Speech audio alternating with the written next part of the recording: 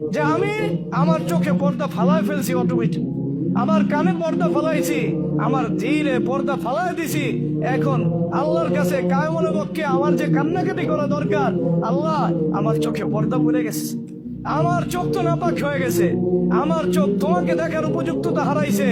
এখন যেইভাবে নাপাক কান্দার প্রতি আমার দিল চলে গেছে, চোখ চলে গেছে, কান চলে গেছে, এগুলো তো আমার হাতে না। আল্লাহ আমি তো বুঝতেছি এই কোরআনে যে আয়াত তুমি বলছো, এই আয়াতের 100% আমার জন্য খাটে এই আয়াত। এখন তুমি দয়া করে আমার চোখকে খুলে দাও, আমার কানকে খুলে দাও, আমার দিলকে খুলে দাও।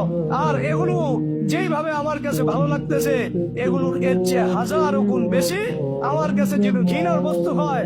আর তোমার ভালোবাসা যেন আমার কাছে সবচেয়ে বেশি প্রিয় হয়, আমার নিজের চেয়ে, আমার সন্তানের চেয়ে, আমার মালের চেয়ে সবচেয়ে বেশি তোমার ভালোবাসা যেন আমার দিলের ভিতরে বসে।